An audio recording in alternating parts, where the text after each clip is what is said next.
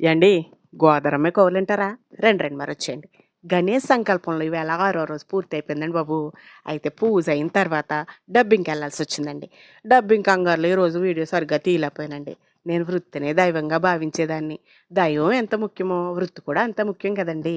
అయితే డబ్బింగ్కి వెళ్ళినప్పుడు హైదరాబాద్ రోడ్డు మీద ఆ ఎండలో జనాన్ని చూశానండి బాబు. ఎండ లేదు, వాన లేదు. అబ్బబ్బబ్బా! ఉరుకుల పరుగుల జీవితంలో ఒకరు పరువు కోసం, ఒకరు పొట్ట కోసం, ఒకరు వృత్తి కోసం, ఒకరు పిల్లల కోసం, ఒకరు చదువుల కోసం, ఒకరు అమ్మ కోసం, ఒకరు ప్యాషన్ కోసం.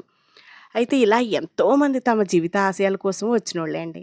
ఈ జనం పరుగులు చూస్తే అండి, నేను ఎంత పాటిదాన్ని, నేను ఇంకా ఎంత కష్టపడాలి, ఇంకా ఎలా నిరూపించుకోవాలి అనిపించిందండి. హైదరాబాద్లో బతకలేనోళ్ళు ఇంకెక్కడ బతకలేరండి.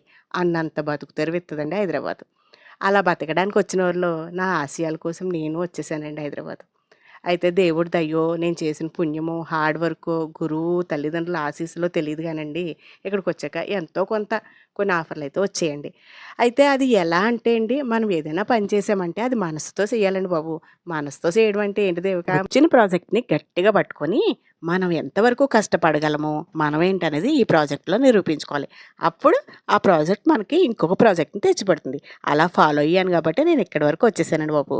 మీ అందరి ఆశీస్సులు, అలాగే దేవుడి దీవెనలు కూడా ఎప్పుడూ నాతో ఉంటాయని కోరుకుంటూ, రేపు వీడియోలో మళ్ళీ కలుద్దాం. ఉంటానండి మరి.